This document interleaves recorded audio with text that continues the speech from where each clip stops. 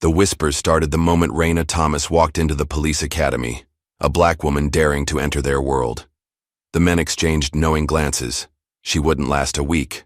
When Cole Ramsey loudly joked about her serving coffee instead of wearing a badge, laughter rippled through the room. They saw only what they wanted to see, an outsider, a quota hire. What they missed was the quiet steel in her eyes, the dog tags hidden beneath her collar, and the promise she'd made over her brother's grave. They had no idea she'd spent years mastering judo while working hospital night shifts.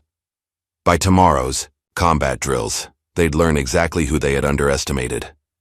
Just before we get back to it, I'd love to know where you're watching from today, and if you're enjoying these stories, make sure you're subscribed. The early morning sun cast long shadows across the parking lot of the State Police Academy. Raina Thomas pulled her modest sedan into a space, put it in park, and sat motionless for a moment. She closed her eyes, fingers instinctively finding the dog tags hanging from her neck. The cool metal against her skin was grounding. "Today's the day, Kyle," she whispered. At 29, Raina knew she was older than most of the recruits who would be starting today. Her lean frame and composed demeanor belied the storm of emotions swirling inside her. After taking one last deep breath, she grabbed her duffel bag from the passenger seat and made her way toward the imposing brick building. The sign-in area bustled with activity. Young men and women, most in their early 20s, gathered in clusters, their nervous energy palpable. Raina stood out immediately, not just as one of the few black women in the room, but also in her quiet solitude. She approached the registration table with measured steps. "Name?" asked the administrator without looking up. "Raina Thomas." The woman's eyes flicked up, surprise evident in her expression. "Thomas, are you sure you're in the right place?" "This is Police Academy registration." Raina nodded once. "I'm in the right place." A few feet away, a group of male recruits had noticed the exchange. One of them, tall with broad shoulders and a smug expression, sauntered over. His name tag read, Cole Ramsey. "You here to hand out water bottles?" Cole asked, his voice dripping with mock innocence. The question drew snickers from his circle of friends. Raina didn't flinch. She simply signed her name on the registration form, collected her information packet, and walked past them without a word. The laughter followed her like an unwanted shadow. As she found a seat in the back corner of the orientation room, Raina's mind drifted to 3 weeks earlier. She had been standing in the hospital break room, removing her name tag after her final shift as an orderly. 6 years she'd spent there, lifting patients, changing sheets, enduring the occasional verbal abuse. It paid the bills, but each day had felt like treading water. That night, she'd gone home to her small apartment and opened the box she kept under her bed. Inside were Kyle's things, his dress uniform, folded with military precision, a handful of photographs, his dog tags, and a letter he'd written her to be opened only if something happened to him. Something had. Kyle had always told her she should join the force. "You've got the heart for it, Rye," he'd say, "and God knows they need people like you." She'd always laugh it off, but after his death, those words had taken on new weight. The orientation room suddenly fell silent as the door swung open. A woman in her 40s with salt and pepper hair cropped short strode in. Her uniform was immaculate, her posture rigid. "I'm Sergeant Lisa Brent," she announced, her voice filling the room without her having to raise it. "For the next 16 weeks, I will be your primary instructor, your worst nightmare, and possibly, if you earn it, your most valuable ally." Brent's eyes scanned the room, pausing briefly when they landed on Raina. A flicker of something, skepticism perhaps, crossed her features before she continued. "Look around you. Statistically speaking, 30% of you won't make it through this program. Another 20% will quit the force within 2 years. Her gaze hardened. "My job is to make sure those who do make it are worthy of the bop and edge." For the next hour, Sergeant Brent outlined the program's structure, expectations, and rules. When she finished, she announced the first order of business: partner selection. "You will work with your assigned partner for the next 4 weeks. Brent explained. "Choose wisely. Your success often depends on theirs." The room erupted into motion as recruits scrambled to pair up with friends or those who looked physically capable. Reyna remained seated, watching as pairs formed around her. No one approached her. A few even made eye contact before quickly looking away.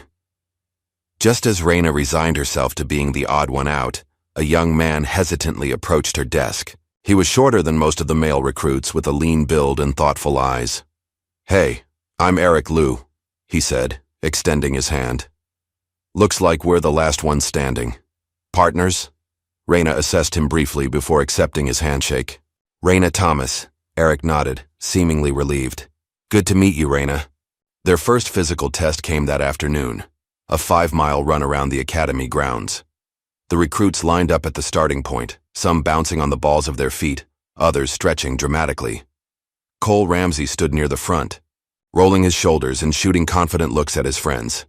"This isn't just about speed," Sergeant Brent called out. "It's about endurance. Pace yourselves." When the whistle blew, several recruits, Cole among them, shot forward like sprinters. Reyna, meanwhile, settled into a steady rhythm. Eric tried to keep pace with her, but fell behind after the second mile.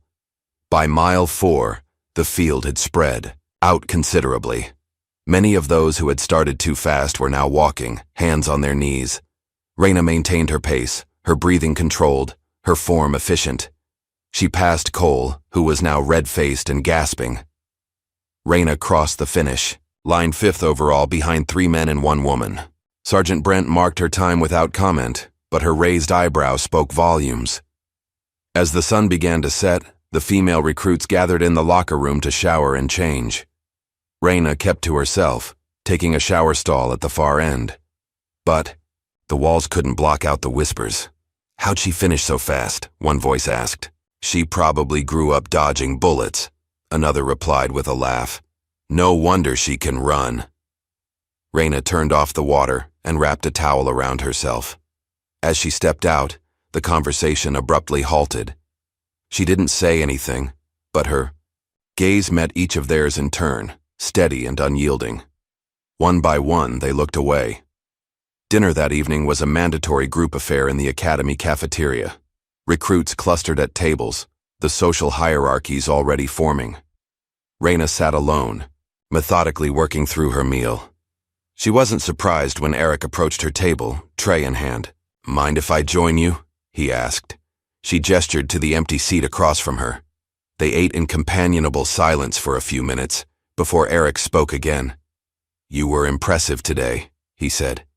"During the run," Reyna shrugged. "I just kept moving." "It's more than that," Eric insisted.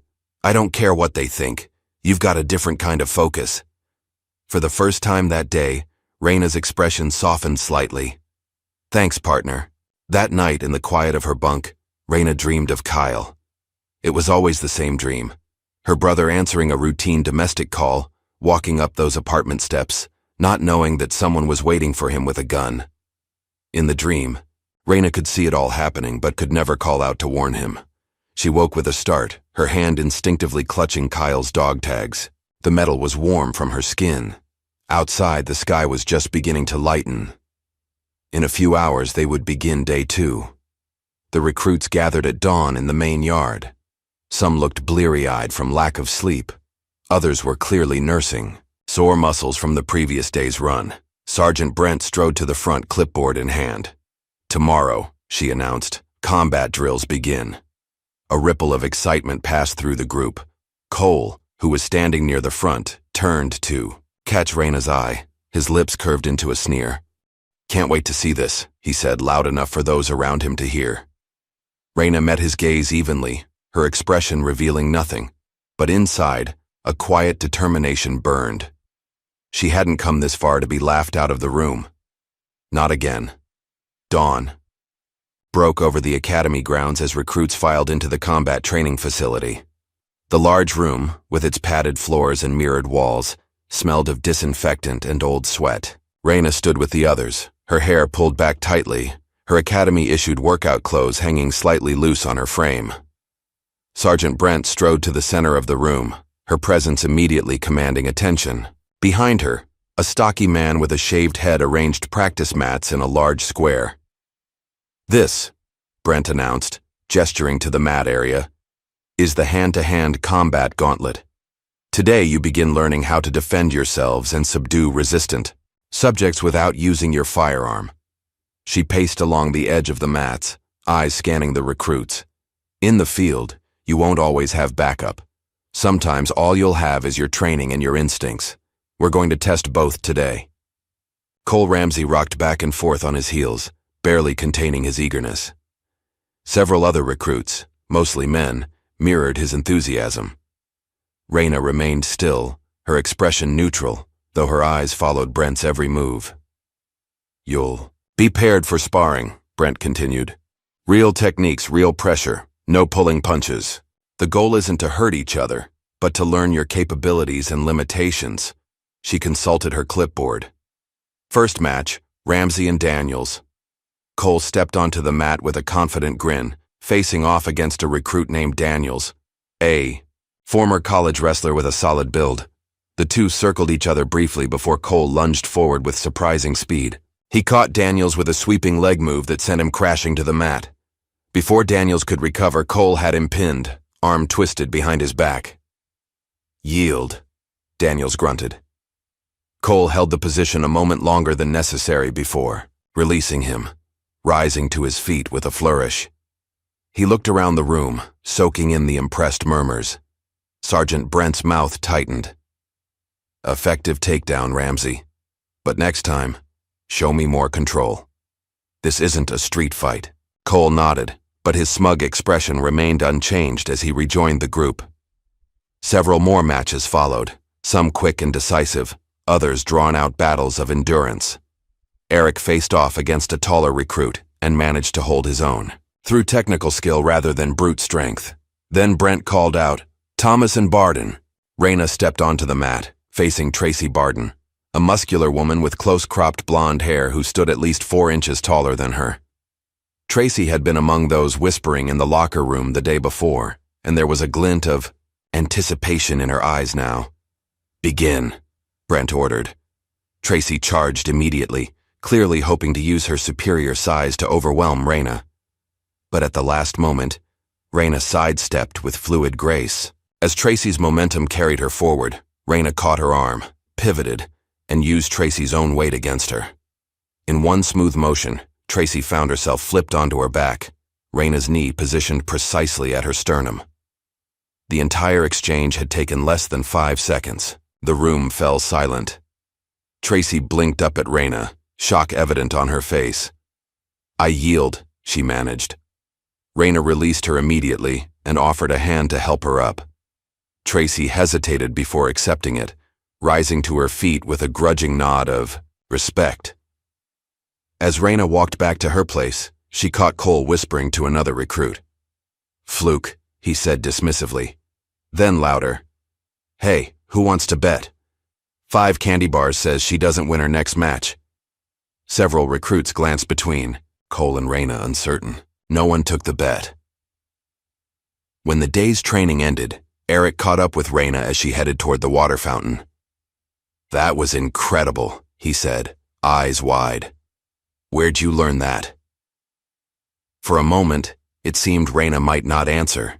Then, her voice quiet but clear, she said, "Grew up with 3 brothers, and judo. Lots of judo." Eric grinned.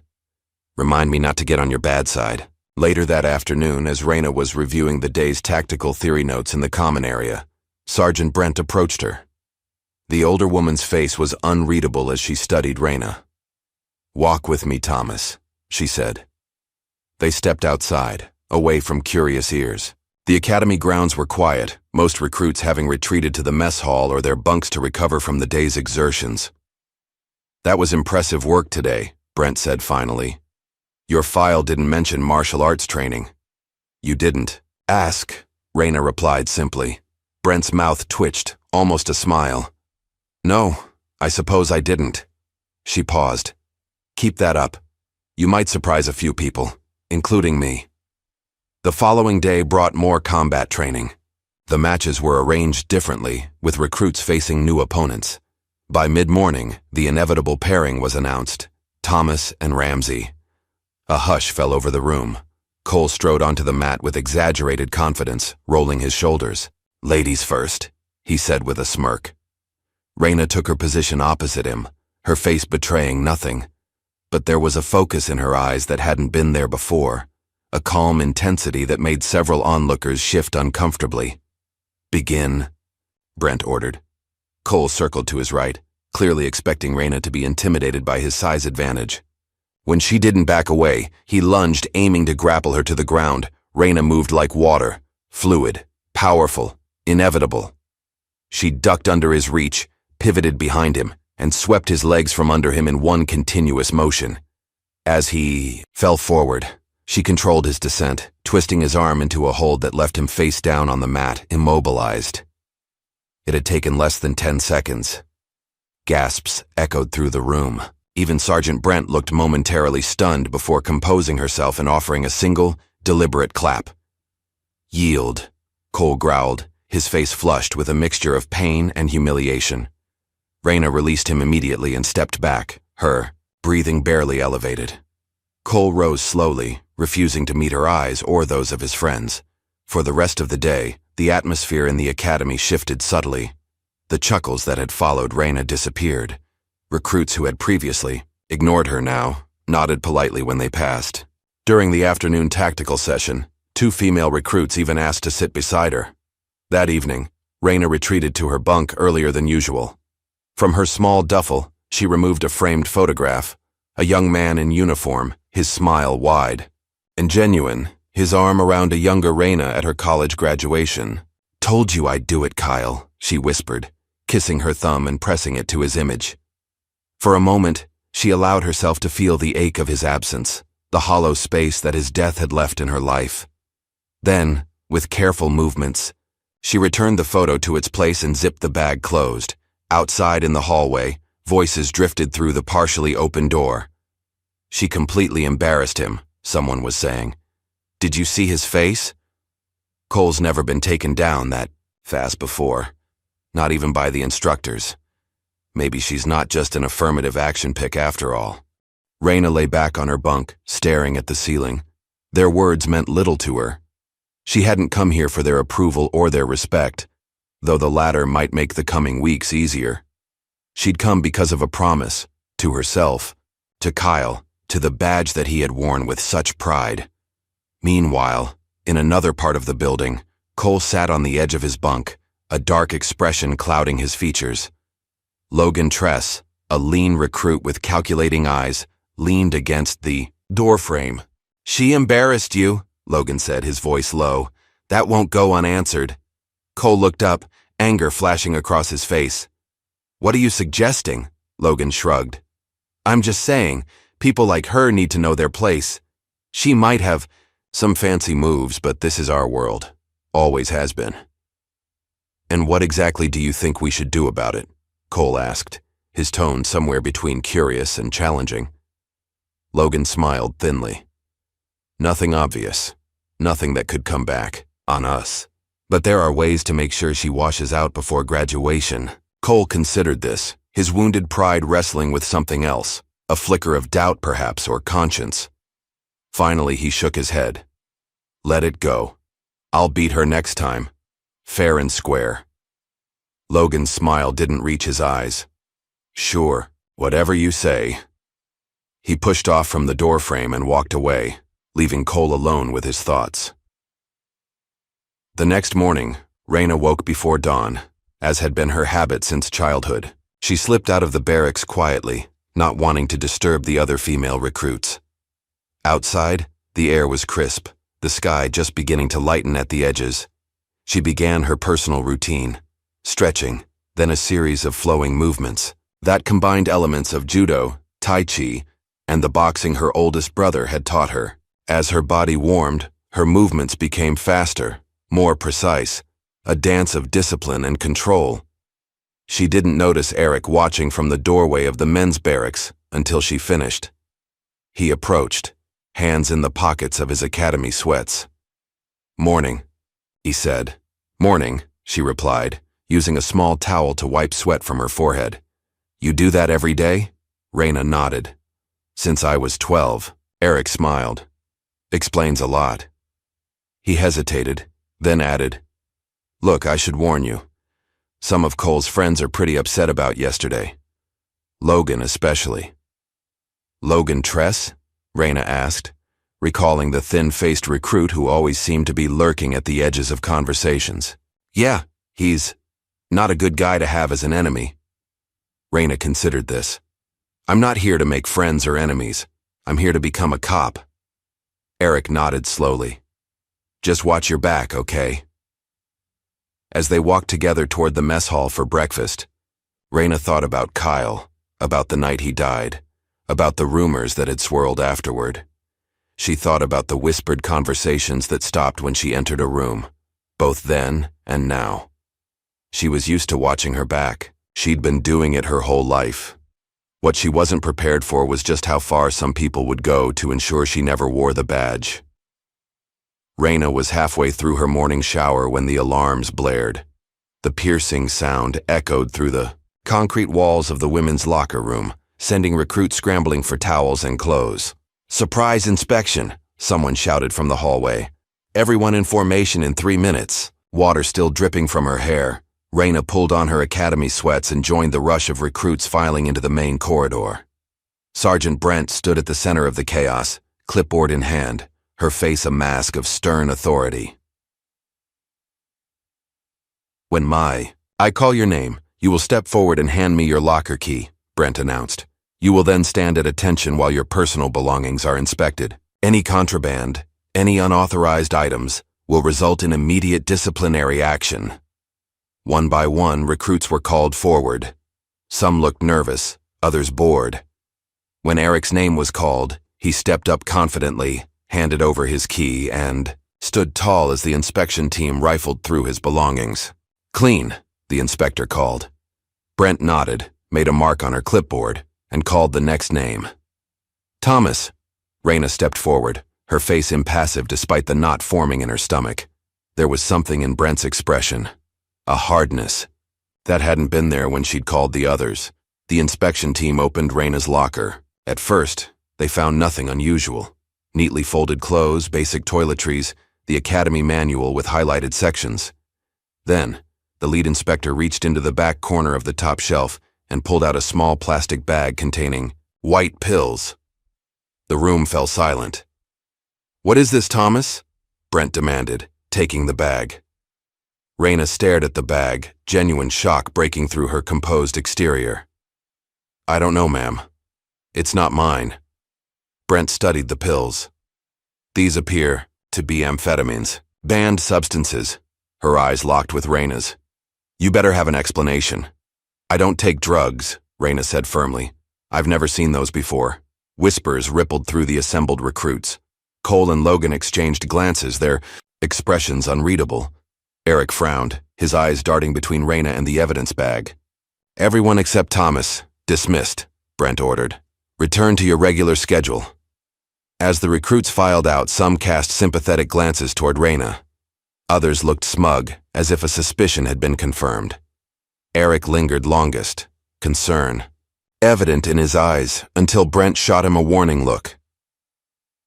When they were alone, Brent placed the bag on a nearby table and crossed her arms. I've seen recruits wash out for less than this. I didn't put those pills there, Raina said, her voice steady despite the fear gripping her chest. She'd worked too hard to lose everything now. You're claiming someone planted them? Brent's eyebrow arched skeptically. Yes, ma'am.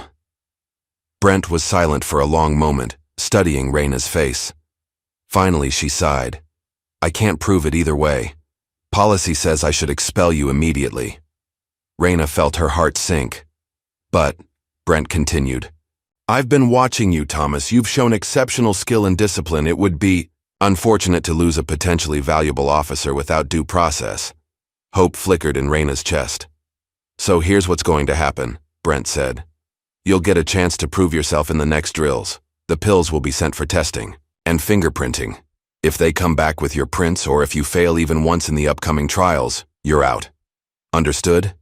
Yes, ma'am. Thank you. As Raina turned to leave, Brent added, "And Thomas. If someone is targeting you, watch your back. Not everyone wants to see people like you succeed in this academy." "People like me, ma'am?" Brent's expression softened almost imperceptibly. "People with integrity." That afternoon, Raina found Eric in the library, poring over tactical manuals. He looked up as she approached, relief washing over his features.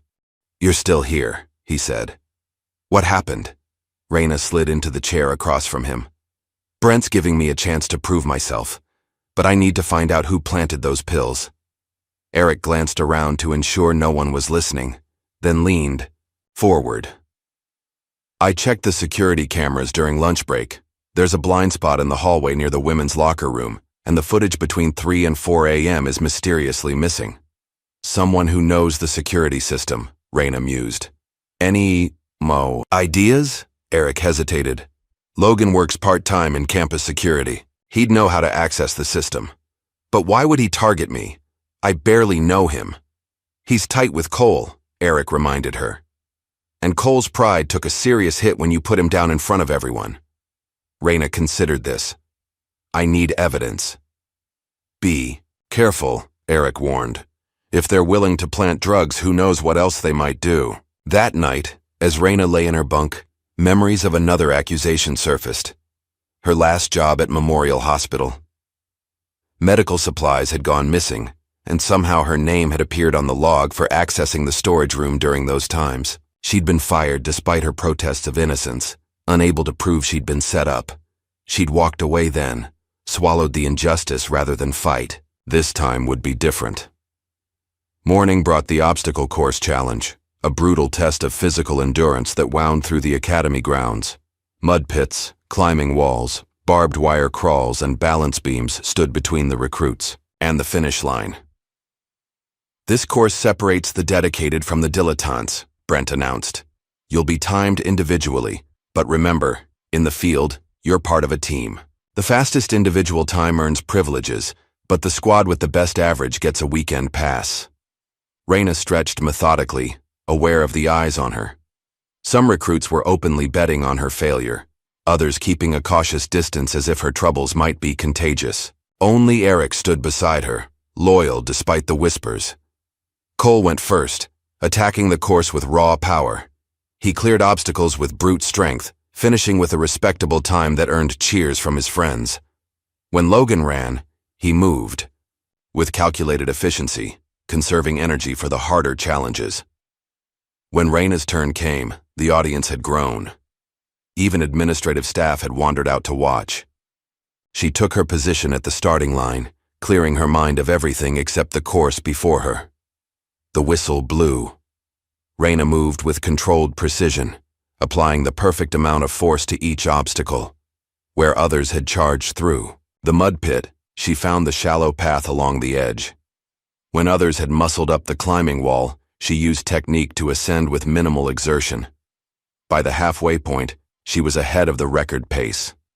She could hear murmurs from the sidelines, feel the weight of Brent's evaluating gaze. This was more than a physical test now. It was her chance to prove she belonged.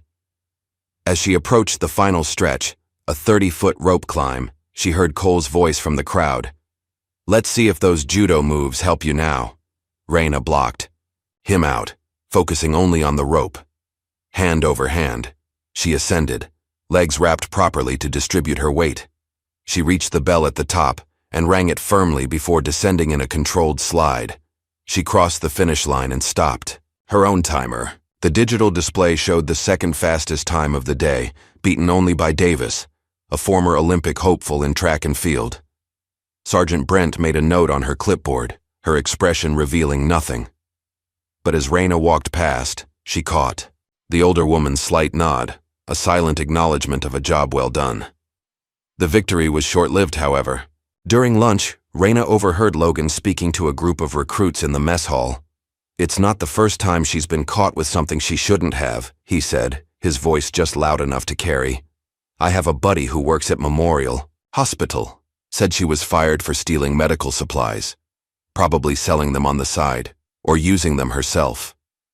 The accusation hung in the air. Raina felt eyes on her back, the weight of judgment pressing down. She put down her fork, no longer hungry. Later that day, Eric confronted Logan in the men's locker room. The confrontation was brief but intense. "You planted those pills," Eric said, backing Logan against the lockers. "I know it was you." Logan's thin lips curved into a smirk. "Prove it." "I'm going to Brent with what I know." "What exactly do you know?" Logan challenged. "You've got nothing but suspicions. And who's going to believe you? You're just as much of an outsider as she is." Eric's hands balled into fists. "You're pathetic, you know that? What are you gonna do? She'll be gone in 2 days anyway." Logan's smirk widened. "Exactly. So why get your hands dirty?" The next morning brought another challenge, a live fire exercise with tactical vests that simulated being hit by gunfire. Recruits were divided into teams, given training weapons that fired special marking rounds, and tasked with clearing a mock building. Raina checked her equipment carefully, especially the tactical vest that would register hits during the exercise. Something seemed off about the fit, but before she could investigate further, the call came to take positions. She and Eric were paired with 2 other recruits, Julia Winters and Mark Davis. Their objective was to clear the east wing of the training facility, secure any hostages, and neutralize threats. "Move on my signal," Raina whispered as they approached the first doorway. Her team nodded, falling naturally into her leadership. They entered the first room smoothly, covering all angles. A hostile target popped up, and Raina neutralized it, with a clean shot to the center mass. They proceeded methodically through the next 2 rooms, working with coordinated precision. As they approached the final room, Raina took point position.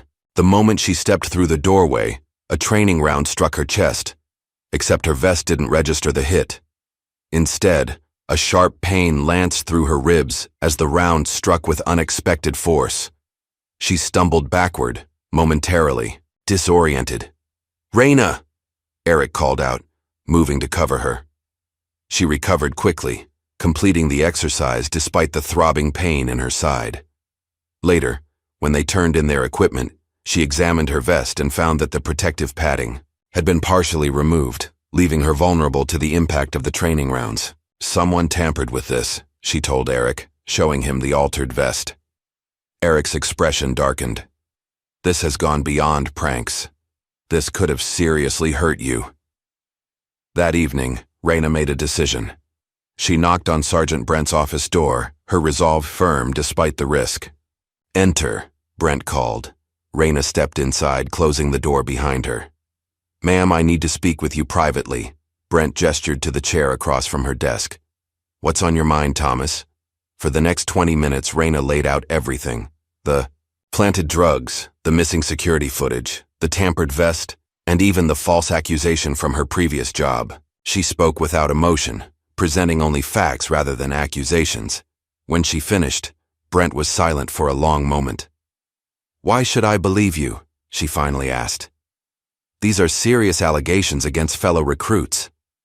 Raina met her, gaze steadily. 6 years ago, my brother was killed in the line of duty. Everyone said it was a random shooting during a domestic call gone wrong. But Kyle had told me things weren't right in his precinct. He was going to report some officers. Before he died, she reached into her pocket and pulled out the dog tags she always wore. I promised him I'd become the kind of officer he wanted to be. Honest, fair, willing to stand up for what's right. I wouldn't throw that away for performance enhancers or petty rivalries. Brent studied her for a moment, then nodded slowly. "I appreciate your candor, Thomas. I can't take action without proof, but..." She paused, her expression softening slightly. "You better finish strong. Then I'll believe you." The next morning, the entire class gathered in the main hall. Brent stood at the front, her posture rigid, her expression severe. "Your final evaluation begins tomorrow," she announced. "A tactical simulation involving a real-time hostage rescue scenario. You will be divided into squads of your choosing and evaluated not just on your individual performance, but on your ability to function as a cohesive unit." Murmurs of excitement rippled through the group. "Choose your teams wisely," Brent continued. You have until 0600 tomorrow to submit your rosters. As the recruits dispersed, Cole approached Reyna, his expression smug. No hard feelings about the combat training, he said loudly enough for others to hear. But I think I'll pass on having you on my team. Can't risk working with someone under investigation. Reyna met his gaze evenly, saying nothing, but as she turned away, she realized that his words had created a ripple effect. Other recruits were now avoiding eye contact with her, clearly unwilling to risk their evaluation by choosing her. Only Eric remained steadfastly by her side. But 2 people wouldn't be enough for the tactical exercise. As the day wore on, the situation became increasingly clear. She was being isolated, cut off from the opportunity to prove herself in the final test. It was sabotage of a different, more subtle kind, but just as effective. Morning dawned clear and cold, a thin layer of frost coating the academy grounds. Recruits huddled in small groups outside the tactical training building, their breath forming clouds in the crisp air. The atmosphere was tense with anticipation. The final evaluation would make or break many careers. Sergeant Brent emerged from the building, clipboard in hand. "Time to form your teams," she announced. "When I call your name, step forward with your squad." One by one, recruits organized themselves into teams. Cole moved first, gathering a team of 6, including Logan and several other strong performers. His confident smirk spoke volumes as he glanced toward Reyna, who stood alone except for Eric. "Thomas," Brent called. "Your squad?" Reyna stepped forward, Eric immediately moving to her side. They stood together, clearly 2 members short of a viable team. Cole's smirk widened. "Let's see what Miss Martial Arts does with half a squad," he whispered loudly to Logan. Then, unexpectedly, 2 more recruits stepped forward to join Reyna and Eric. Julia Winters, a quiet, methodical woman who had kept to herself throughout training, and Malik Turner, a former security officer whose steady reliability had earned him respect among the instructors. "We're with Thomas," Julia announced simply. Surprise flickered across Cole's face before he masked it with a dismissive shrug, but Reyna caught the uncertain glance he exchanged with Logan. This wasn't part of their plan. With all teams formed, Brent led them into the tactical facility.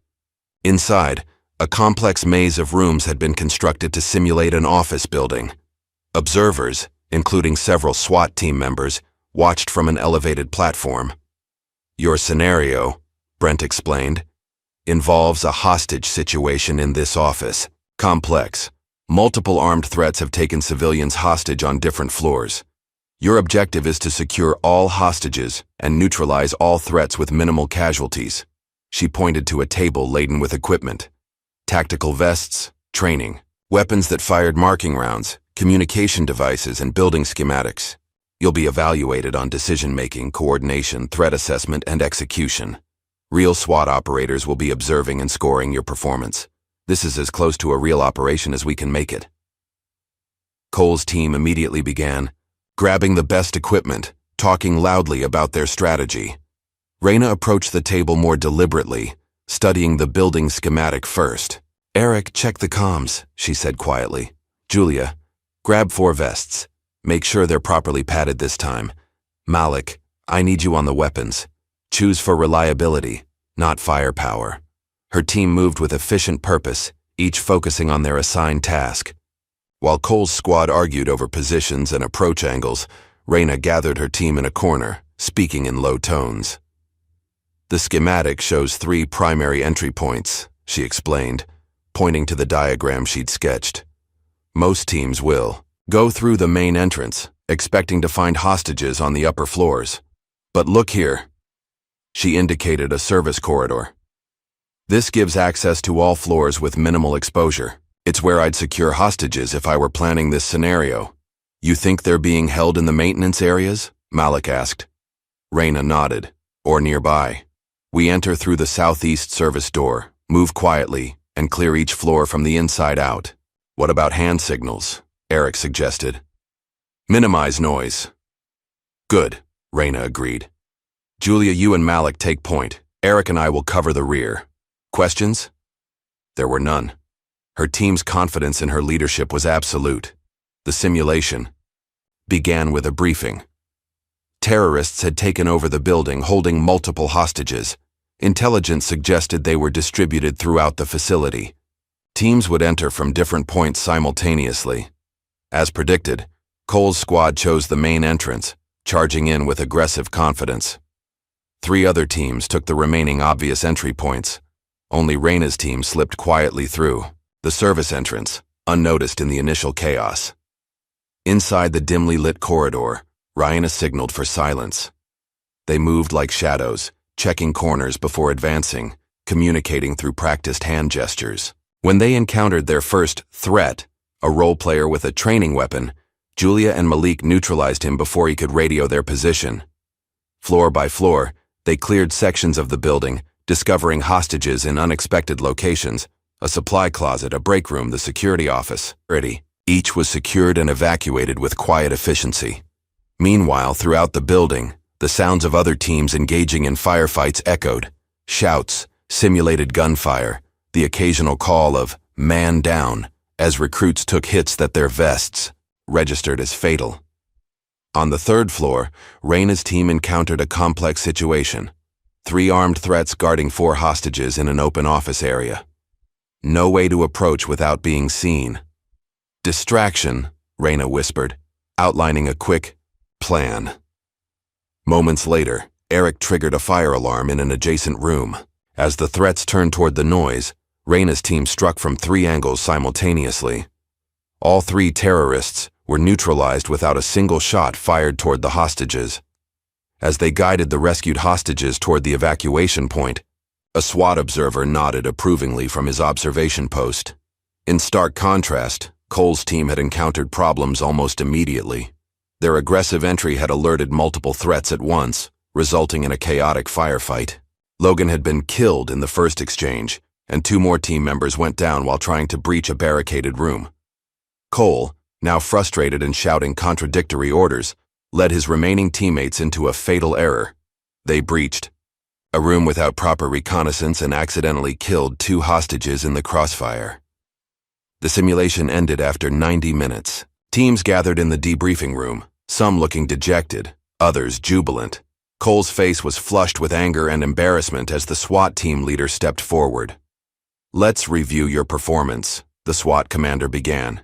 He was a weathered man in his 40s, with the calm demeanor of someone who had seen real combat. Team performance varied significantly, but one squad stood out from the rest. He consulted his tablet. Team Thomas completed the simulation with 0 casualties. Both team members and hostages, they secured all assigned hostages, neutralized all threats, and had the fastest completion time of any squad. Their execution was nearly flawless. Murmurs rippled through the room. Several recruits glanced at Reyna with newfound respect. Their approach demonstrated excellent tactical awareness, the commander continued. Using unconventional entry points, maintaining stealth, prioritizing hostage safety over threat neutralization. These are the hallmarks of professional tactical operations. Cole glared across the room, his humiliation complete. Logan, still, marked with the blue dye that indicated a fatal hit, whispered something in his ear, but Cole shrugged him off. Team Ramsey, the commander addressed Cole's group, showed courage and initiative, but tactical discipline was lacking.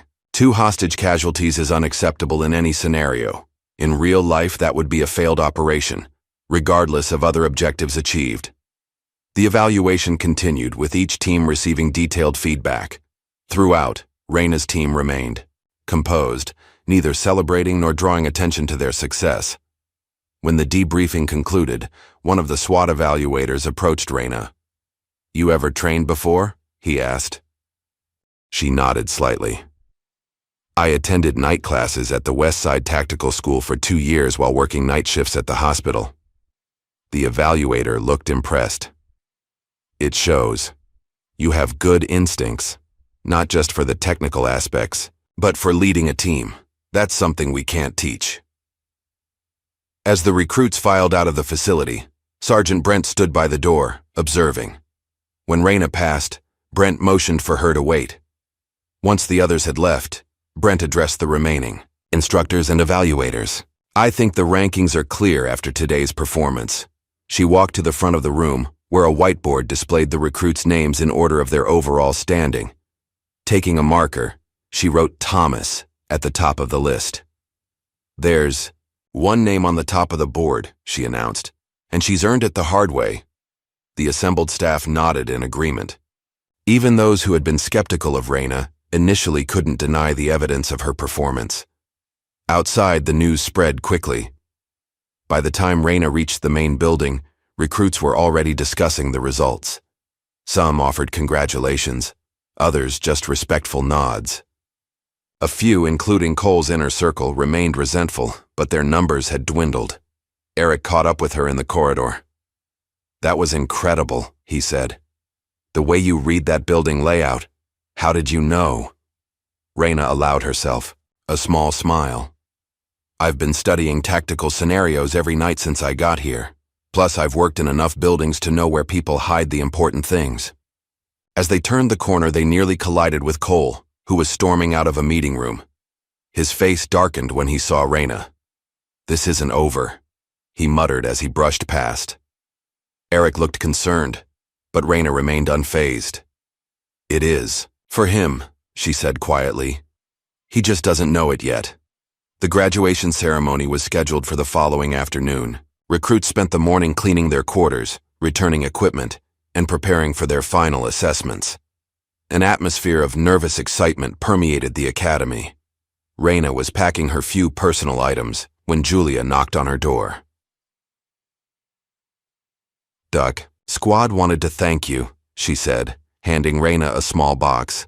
Inside was a tactical watch, simple, durable, exactly what a field officer would need.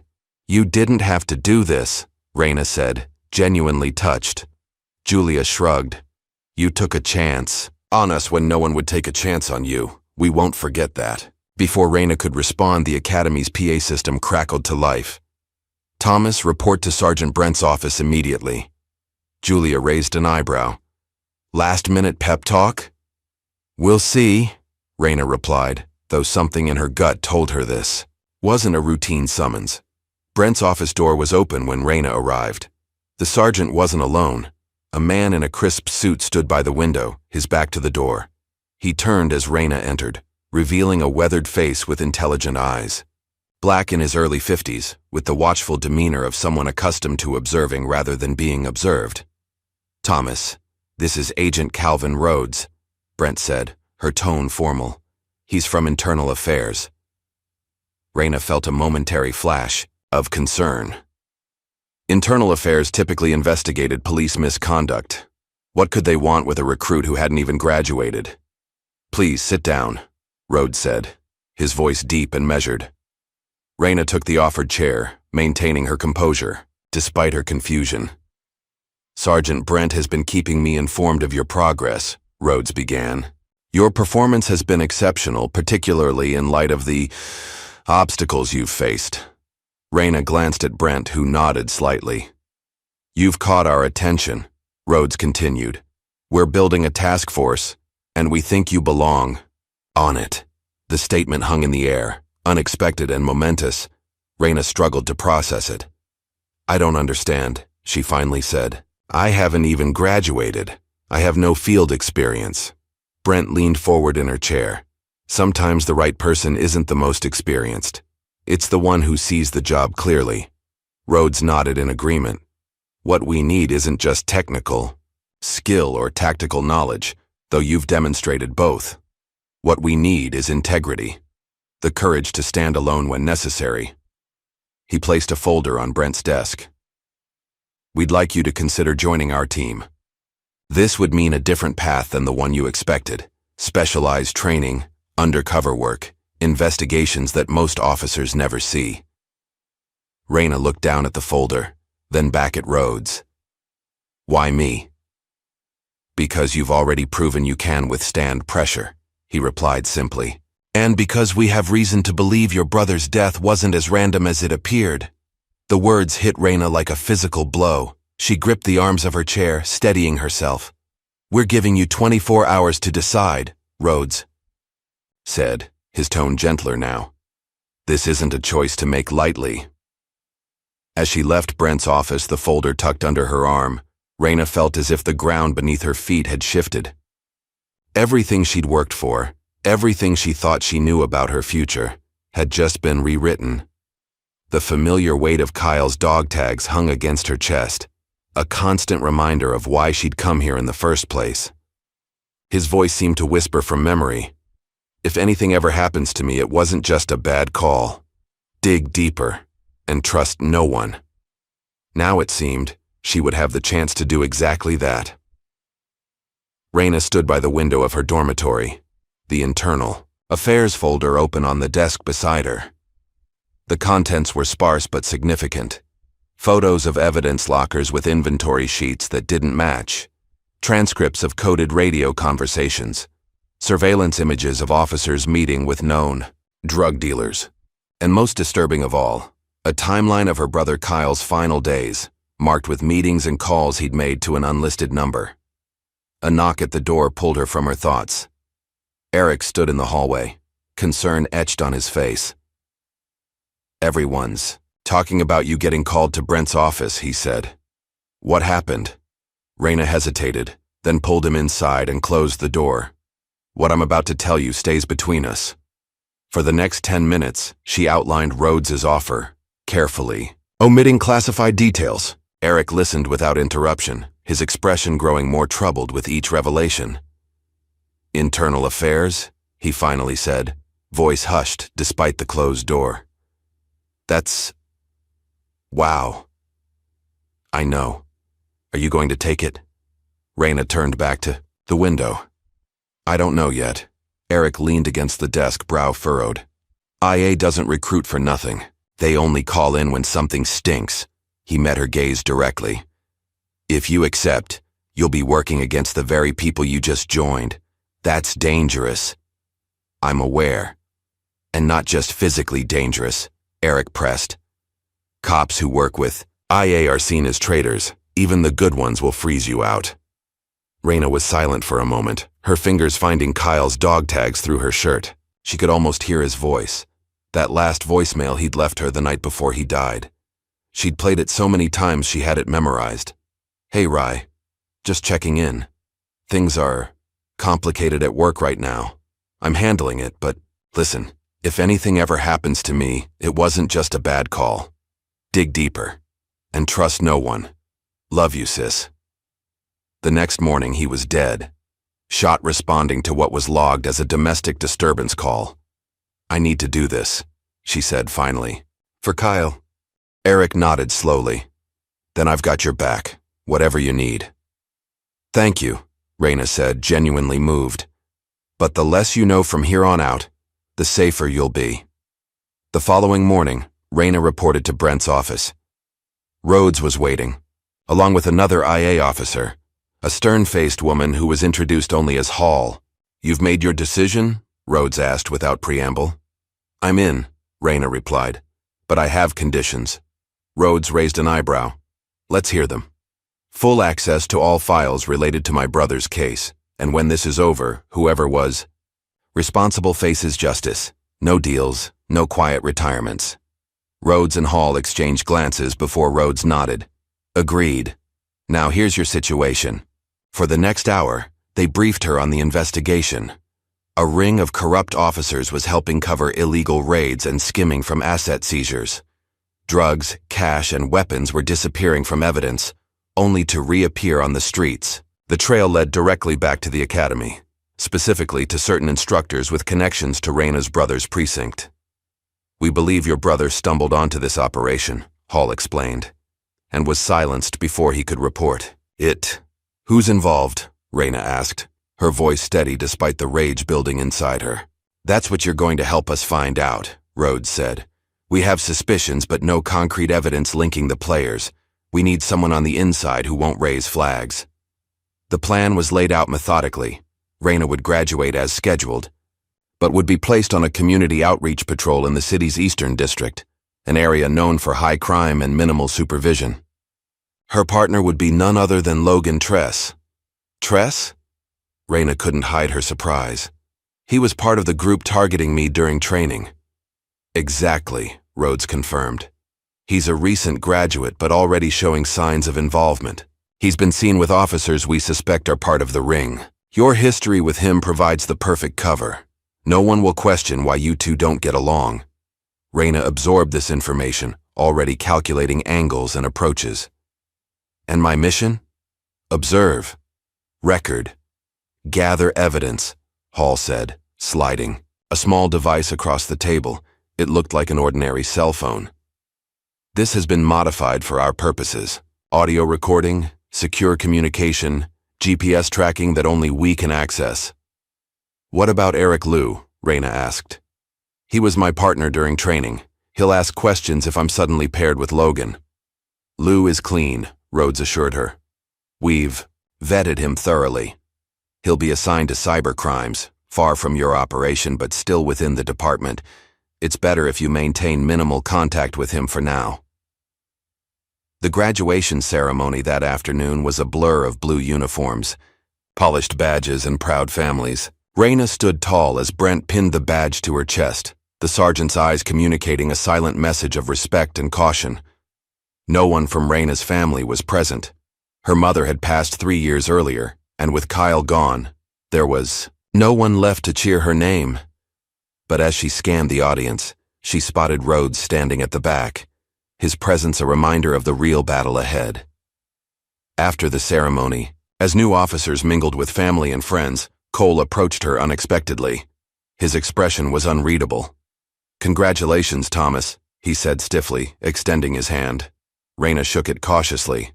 "You too, Ramsey." "We're headed to different precincts," he continued. "You got East Side, I heard." "That's right. Tough neighborhood." There was something in his tone. Not quite a threat, but a suggestion. "Watch yourself out there.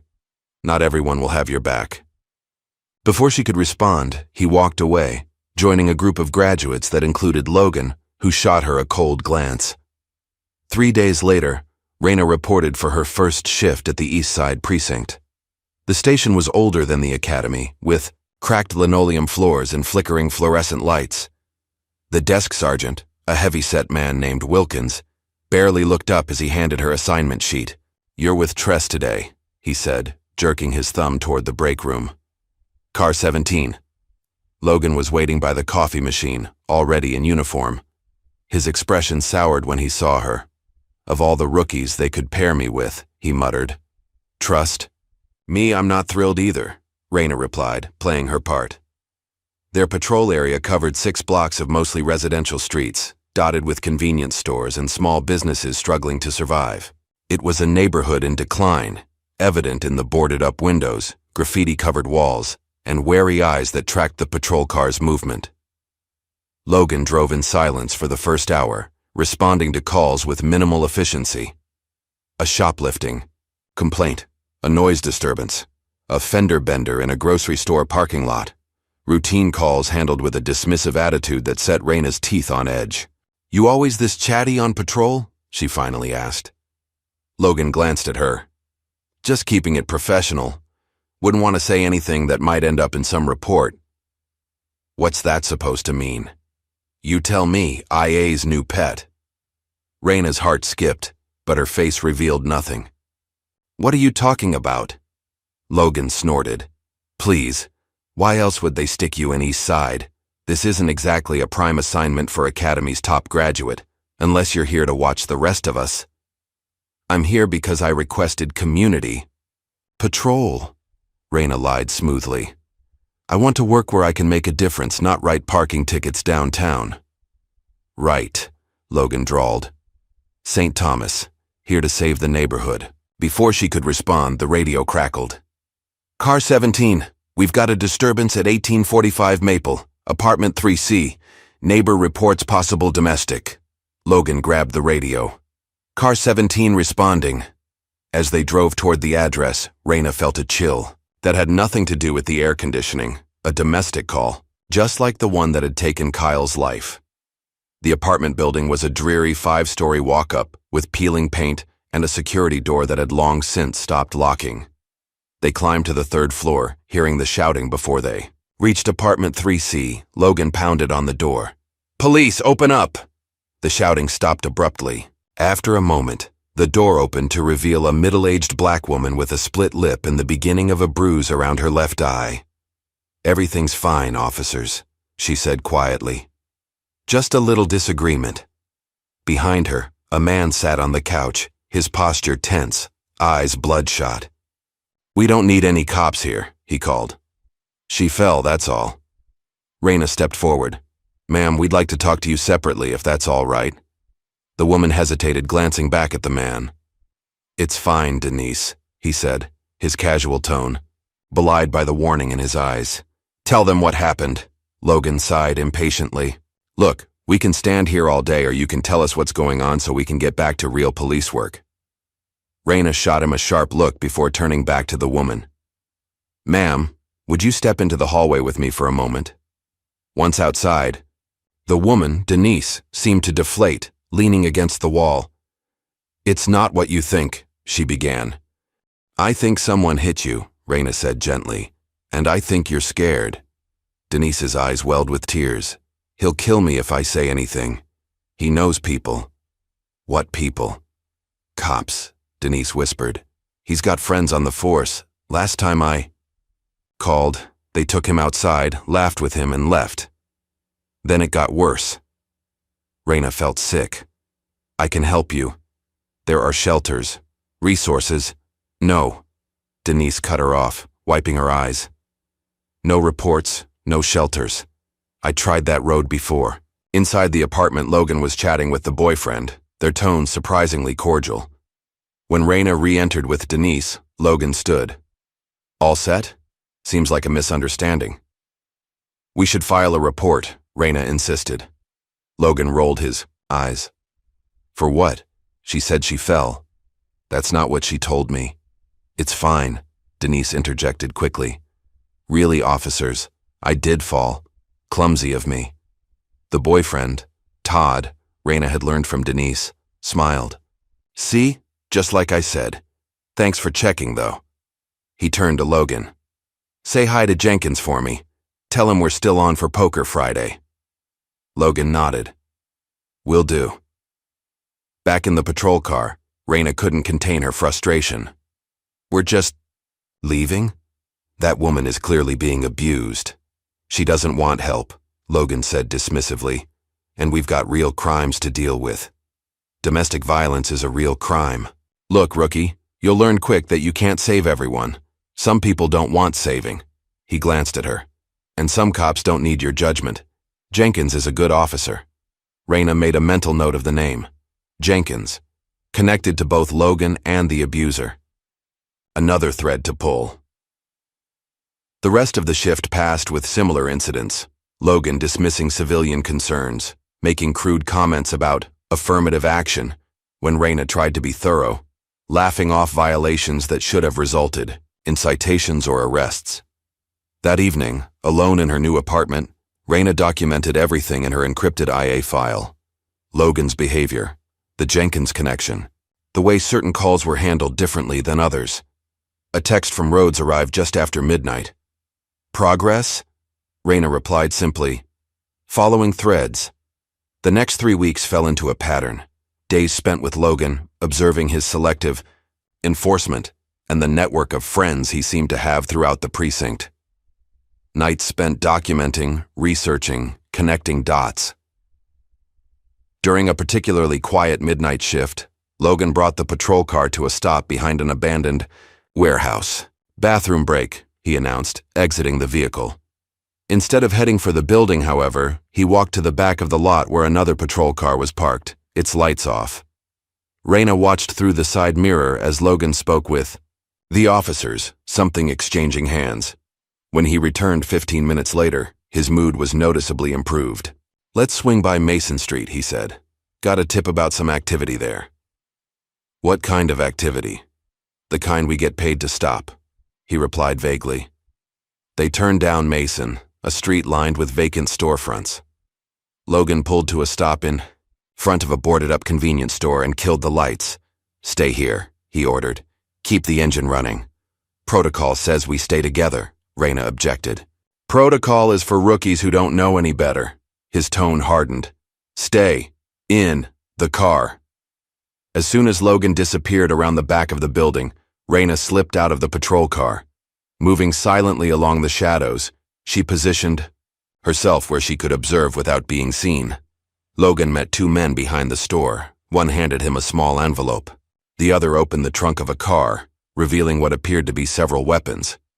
Raina's phone, the modified one from Rhodes, captured everything.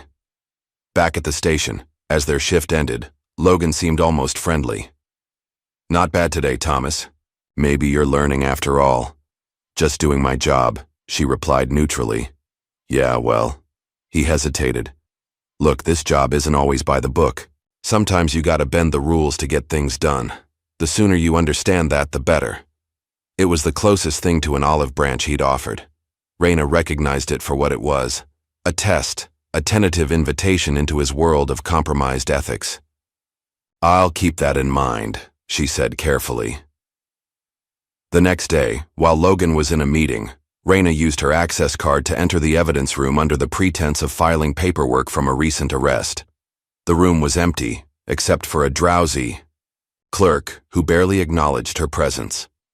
Moving through the rows of shelved evidence, she noted several discrepancies between the logs and the actual items stored. A box that should have contained 3 kilos of cocaine held barely 1. A weapon seizure from a gang raid was missing 2 handguns.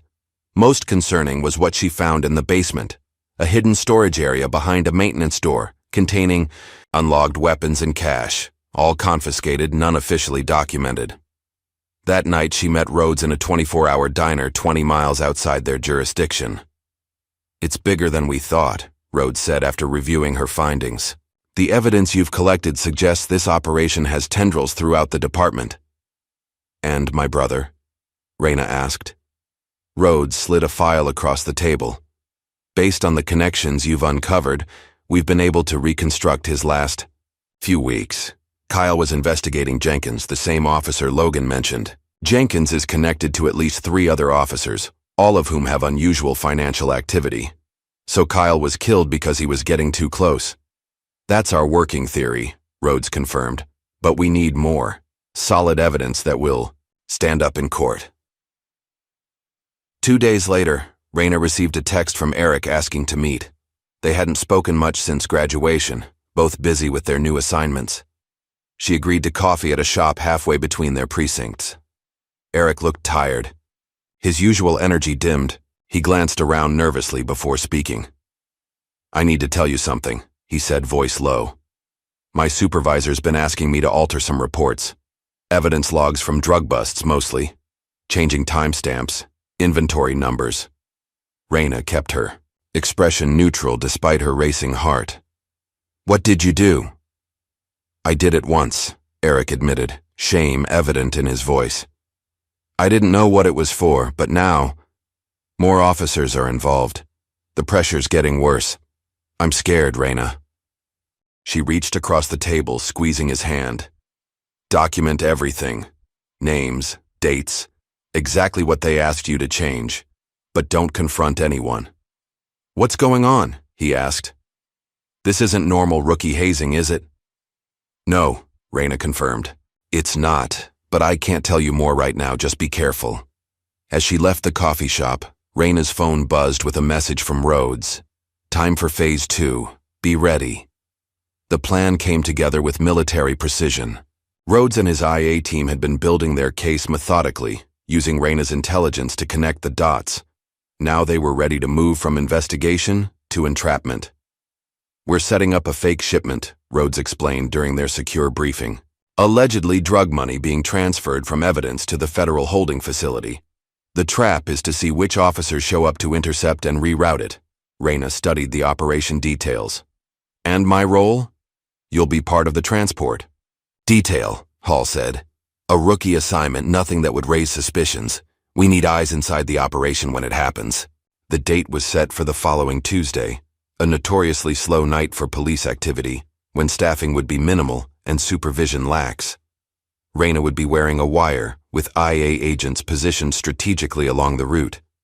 What no one expected was Logan's sudden interest in the assignment. "I heard you got transport duty next week," he said during their patrol shift. "Sounds boring as hell." Raina shrugged. Better than writing parking tickets.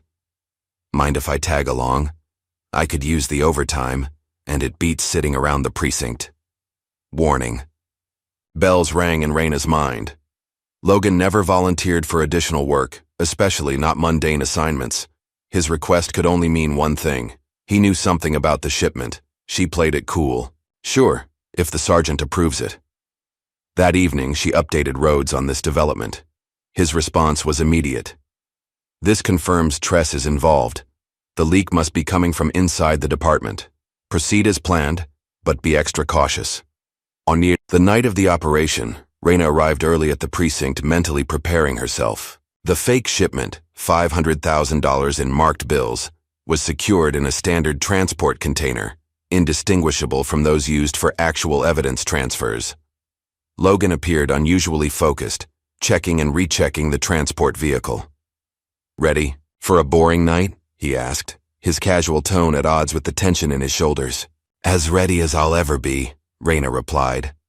The transport route took them through the city's warehouse district, a maze of abandoned buildings and poorly lit streets. Perfect for an ambush, which was precisely why Rhodes had selected it. IA agents were positioned throughout the area, disguised as homeless individuals or sitting in unmarked vehicles. Halfway through the route, their radio crackled with static. "Dispatch to Transport 7. Be advised, we're experiencing system issues. Back up. Units will be delayed. Proceed with caution." Logan exchanged a glance with Raina. "Convenient timing. Should we wait for the system to come back online?" she asked, testing him. "Negative. We stick to the schedule." There was an edge to his voice now, anticipation barely concealed. As they turned down a particularly desolate street, lined with empty loading docks, Logan suddenly hit the brakes. "Did you see that? Movement by the east entrance." Before Raina could respond, headlights flooded their vehicle from behind. 2 SUVs had boxed them in, cutting off any escape route. "Stay in the car," Logan ordered, reaching for his weapon. But instead of taking a defensive position, he stepped out with his hands raised as if he'd been expecting this interruption. Raina activated her wire with a subtle movement, then followed him out, hand on her holster. 4 masked figures emerged from the SUVs, weapons drawn. "Police! On the ground!" one shouted, though the command made no sense. They were already police. "Officers." "It's just us," Logan called. "Where's Jackson?" One of the masked men stepped forward. "Change of plans. Jackson couldn't make it." Something in the voice made Raina freeze. Despite the mask, she recognized the speaker immediately. Cole. In that moment, everything clicked into place. Cole wasn't just part of this, he was leading it, and he thought the money was real. "You're not just a recruit," Cole said bitterly, turning toward Raina. "You were sent here to bring us down." She pulled her weapon, years of training kicking in automatically. "Police officer, drop your weapons." Cole laughed, the sound hollow behind his mask. "Really? You're outnumbered, rookie." "Am I?" Raina asked, her voice steady. Cole's eyes narrowed. Then, with a sudden movement, he fired at the streetlight above them, plunging the area into darkness. Gunfire erupted as Raina dove behind the transport vehicle for cover. Through the chaos, she caught glimpses of movement, Cole's team spreading out, trying to flank her position. She returned fire strategically, aiming to disable rather than kill. A figure appeared at her side, Logan. For a heartbeat, she expected him to shoot her. Instead, he grabbed one of the masked officers who had circled behind them, wrestling him to the ground. "Federal agent," Logan shouted, pressing his knee into the man's back. "You're under arrest." The revelation hit Raina like a physical blow. Logan wasn't corrupt. He was undercover, just like her. In the distance, sirens wailed as Rhodes and his team moved in. Cole, realizing the trap, attempted to flee, but found his escape route blocked by IA agents emerging from their hidden positions. "Drop it, Ramsey," Rhodes commanded, his weapon trained on Cole. For a tense moment, it seemed Cole might choose to go down fighting. Then, slowly, he lowered his weapon. "You crossed the line when you stole from Kyle Thomas," Logan said, his voice carrying in the sudden quiet. He turned to Reyna. "I've been working this case for 8 months.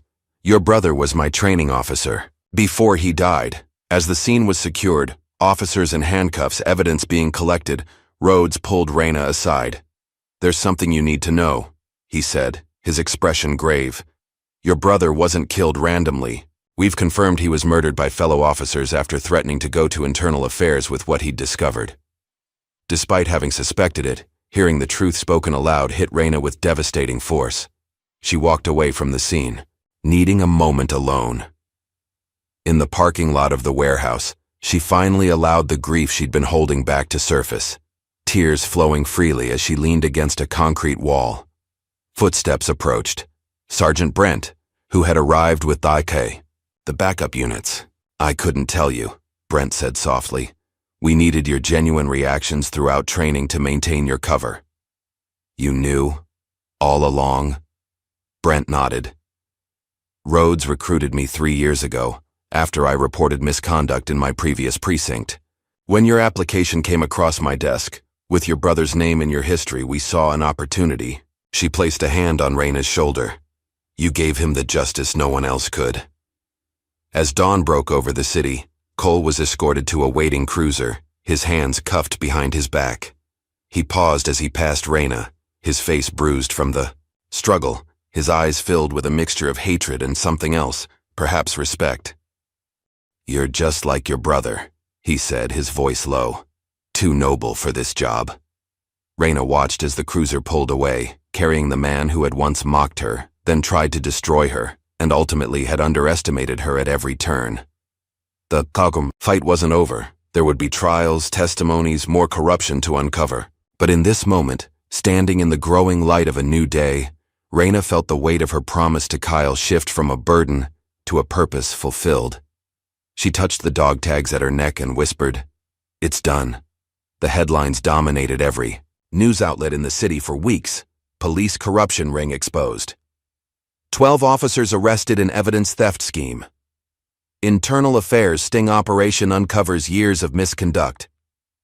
The State Police Academy found itself under intense scrutiny.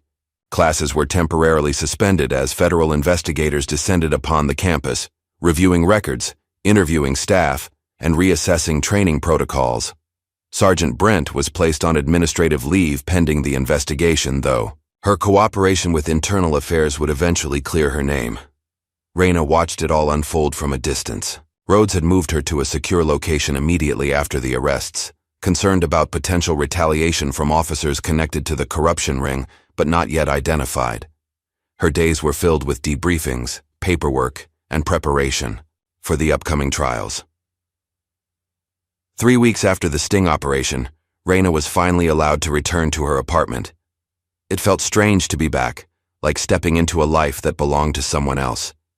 She spent the first night reorganizing, cleaning, trying to reclaim the space as her own. A knock at her door the following morning revealed Eric, holding 2 coffee cups and wearing a tentative smile. "Thought you might need this," he said, offering her one of the cups. Reyna accepted it gratefully, stepping aside to let him in. "How did you know I was back?" Rhodes told me. "Said you might appreciate a friendly face." They sat at her small kitchen table, the morning sunlight streaming through the blinds. For a few minutes neither spoke, content to sip their coffee and adjust to this new reality.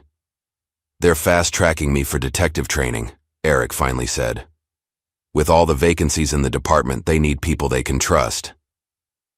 "You deserve it," Reyna replied sincerely. Eric shook his head. "I don't know about that. I almost gave in, you know, when they pressured me to alter those reports. If you hadn't been there." He trailed off, staring into his coffee. "If you didn't believe in me, I would have quit. You're stronger than you think. So are you." He met her gaze. "What happens now? For you, I mean." It was a question Reyna had been asking herself repeatedly. "I'm not sure yet. There are still debriefings, testimonies. The trials won't start for months." "And after that?" Before she could answer, her phone buzzed with a message from Rhodes.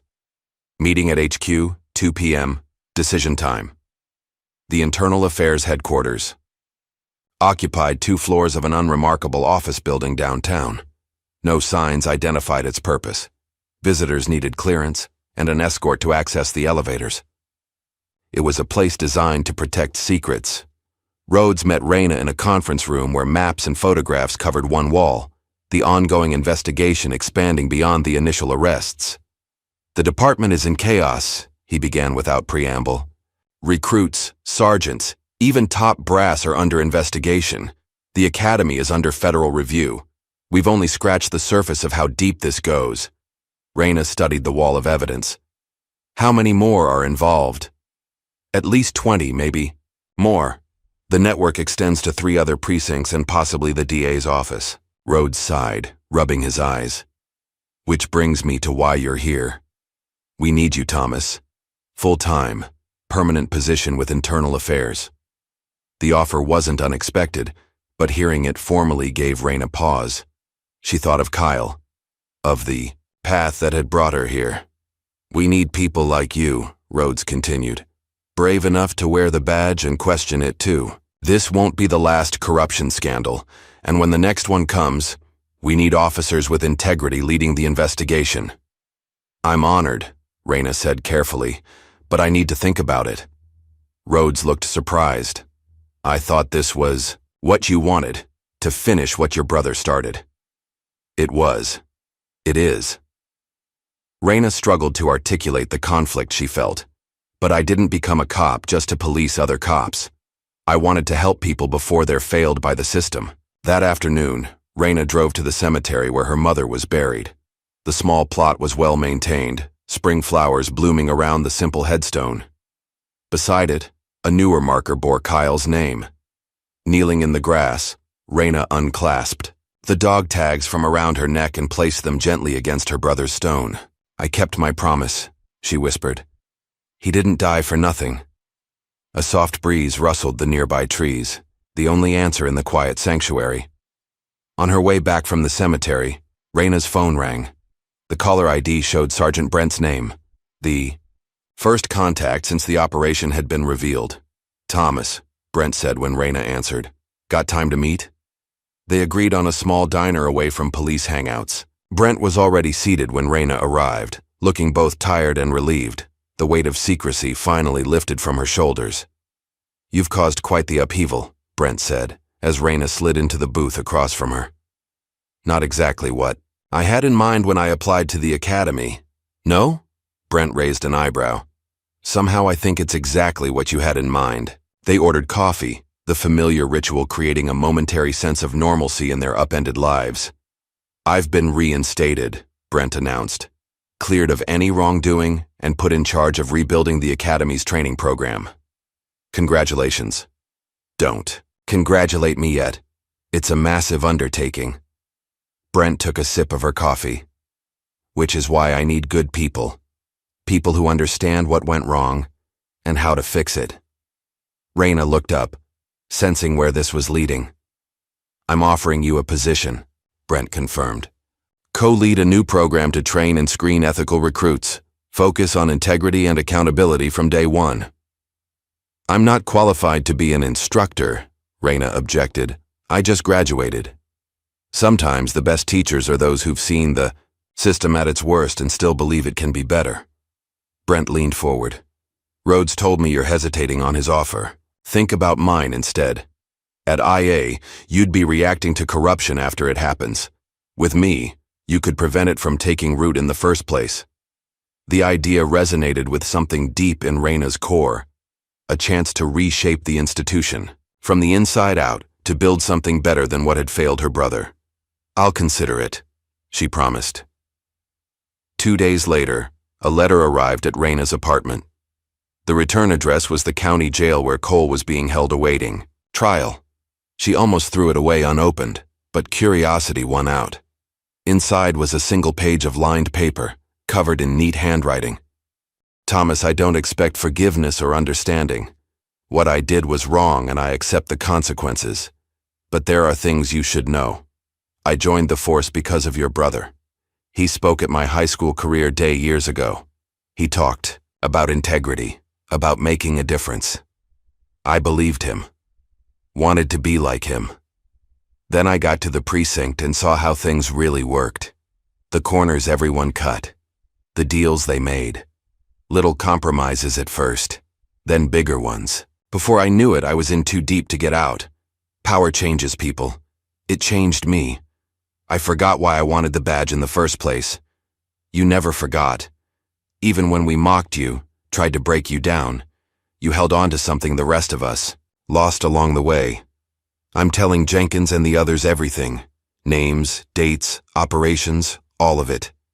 Maybe it makes no difference to my sentence, but it feels like the right thing to do. That's something, at least. Cole Rayna read the letter twice before setting it aside. There was no satisfaction in Cole's confession, no sense of triumph. Only the sobering reality of how easily principles could be corrupted, good intentions, twisted. That evening, she called Rhodes and declined his offer. The following morning, she accepted Brent's. 6 months later, the academy reopened with a completely overhauled curriculum. Ethics training was no longer a single-day lecture, but integrated into every aspect of the program. Psychological screening had been enhanced, and a direct line to internal affairs was established for recruits to report concerning behavior. On the first day of classes, Rayna stood beside Brent as new recruits filed into the orientation room. They were a diverse group, more women, more people of color, more varied backgrounds than previous classes. Each face held the same mixture of nervousness and determination that Rayna remembered feeling herself. As the last recruits found their seats, a young black woman approached the sign-in table, her hand shaking slightly as she reached for the pen. Rayna recognized the anxiety in her posture, the uncertainty in her eyes. "You're in the right room," Rayna said, walking over. Relief washed over the recruit's face. "Thank you, ma'am." "Officer Thomas," Rayna corrected gently. "And you are?" "Williams. Andrea Williams." Rayna nodded. "Welcome to the academy, Williams. It's going to be challenging, but worth it." Andrea hesitated, then asked, "Are you the one who took down half the department?" For the first time in months, Rayna smiled without reservation. "No," she replied. "I'm the one who rebuilt it." 1 year after the corruption scandal broke, the State Police Academy stood transformed. The physical buildings remained the same, brick structures arranged around a central yard. But everything else had changed. New leadership, new curriculum, new standards. At the center of this transformation were Sergeant Brent and Officer Rayna Thomas, whose unlikely partnership had bridged the gap between old guard and new vision. Together, they had implemented reforms that were already being adopted by academies across the state. Ethics drills were now conducted alongside physical training. Recruits faced scenarios designed to test not just their tactical knowledge, but their moral compass. Psychological screening had been enhanced to identify warning signs of authoritarianism and power-seeking behavior. Most significantly, cooperation with internal affairs was no longer taught as a betrayal, but as a professional responsibility. On a crisp autumn morning, Rayna watched from the observation room as the latest class performed tactical exercises. Their movements were precise, their teamwork fluid. More importantly, when faced with ethical dilemmas embedded in the scenarios, they consistently chose integrity over expediency. "They're looking good," Eric observed from beside her. Now a detective in the Cyber Investigations Unit, he had returned to give his first guest lecture on digital evidence handling. "Better than we were," Rayna agreed. "Speak for yourself," he teased. "I was perfect." Their friendship had weathered the storm of the scandal, emerging stronger for having faced it together. While their career paths had diverged, they remained each other's most trusted confidant. After the exercises concluded, Rayna met with each squad briefly, offering specific feedback on their performance. She was firm but fair, pushing them to recognize both their strengths and weaknesses. "Officer Thomas," one recruit asked during the debriefing, "is it true you're meeting with the commissioner next week?" News traveled fast, even within the academy's walls. "Yes," Rayna confirmed. "I've been asked to speak at the citywide reform summit." What she didn't mention was that the commissioner had personally requested her participation, describing her as the voice that shook the foundation without shattering it. The summit would bring together law enforcement leaders from across the state, all grappling with the aftermath of the corruption scandal and the reforms it had necessitated. That evening, as Raina prepared her presentation for the summit, her phone rang. It was Rhodes, calling with news that sent her heart racing. "We've completed the final review of your brother's case," he said. "With the testimonies from Cole and the others, plus the evidence we've gathered, we can officially classify his death as a premeditated murder by officers Jenkins and Taylor." Raina sat down, momentarily overwhelmed. "Thank you," she managed. "There's more," Rhodes continued. "We found his personal effects in evidence storage. They were never released to your family because they were considered part of an ongoing investigation. There's a journal, Raina. Kyle was documenting everything." The journal arrived by courier the next morning, a worn leather-bound notebook filled with Kyle's neat handwriting. Page after page detailed his growing awareness of the corruption around him, his attempts to find allies, his increasing isolation as he realized the extent of the problem. The final entry, dated the day before his death, read simply, "Going to IA tomorrow. Can't let this continue. Some things are worth the risk." After reading it cover to cover, Raina made a decision. With permission from Rhodes and the prosecutor's office, she released redacted portions of the journal to the public. Not to name and shame many of those involved were already facing charges, but to create accountability and transparency. "It's not about revenge," she explained when questioned by the media. "It's about learning from the past to build a better future." The journal's publication created another wave of headlines, but this time the focus was different. Rather than sensationalizing the corruption, news outlets began examining the systemic issues that had allowed it to flourish. Discussions about police culture, oversight, and accountability dominated public discourse. In the midst of this renewed attention, Logan Tress resurfaced. Cleared of any wrongdoing due to his role as an undercover agent, he had transferred to another district after the sting operation. Now he requested a meeting with Raina. They met at a park bench overlooking the river, neutral ground away from the memories they shared. "You look good," Logan said, studying her. "The academy suits you." "Thanks." Raina kept her tone professional. "What can I do for you, Tress?" He smiled faintly at her formality. "Just wanted to clear the air. We worked together under unusual circumstances. That's one way to put it. I was hard on you during training," he acknowledged. "Pushed boundaries that shouldn't have been pushed." Raina raised an eyebrow. "You were maintaining your cover." "Yes and no." Logan looked away, watching a boat move slowly downriver. "The truth is I was once as bad as Cole. Thought the badge gave me special privileges, looked the other way when convenient. What changed?" "I got caught," he admitted.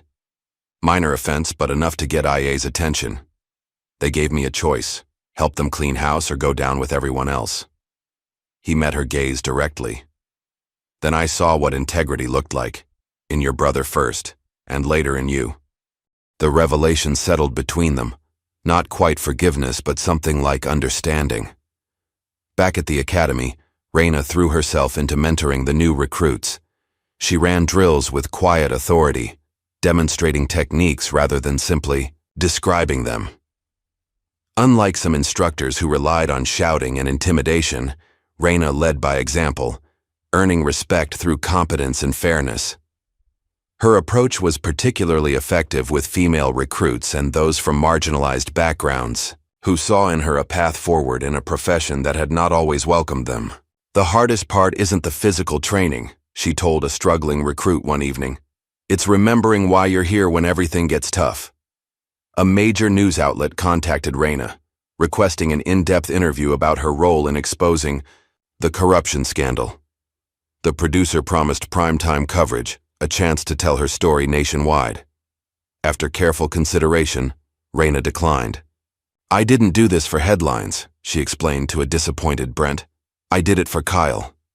Instead, she channeled her energy into refining the academy's programs, ensuring that each graduating class was better prepared than the last, not just in tactics and procedures, but in the moral courage required to wear the badge with honor. 3 months later, Raina received an unexpected call from the commissioner's office. A ceremony was being planned to update the Academy's Hall of Honor, and Kyle Thomas's name would finally be etched alongside other officers who had died upholding their oath. "Sergeant Brent suggested we surprise you with the announcement during the ceremony," the commissioner's assistant explained. "She thought you might appreciate it." On the day of the ceremony, Raina stood in her dress uniform, watching as new names were added to the memorial wall. When Kyle's name was revealed, she maintained her composure, though her heart swelled with a bittersweet mixture of pride and grief. Afterward, as the crowd dispersed, a clerk from the administration office approached her. "Officer Thomas, we found this in the Academy archive during the reorganization. It was marked for you." He handed her a sealed envelope, yellowed with age. Inside was a letter, the handwriting immediately recognizable as Kyle's. "Raina, if you're reading this, something's happened to me. I've left this with the Academy secretary just in case. Call it paranoia or precaution, but recent events have me concerned. I'm investigating something bigger than I initially realized. I can't put details here, but if I don't make it, promise me you'll keep asking questions, the right ones to the right people. You were always stronger than me, Rai, more stubborn, more principled. I used to tease you about it, but the truth is I've always admired that about you. Don't lose it. The system needs people like you, people who won't bend when it matters most. Make the system remember you.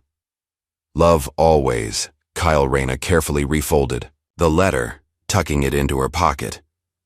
After a moment of quiet reflection, she walked to her office in the Academy's administrative wing.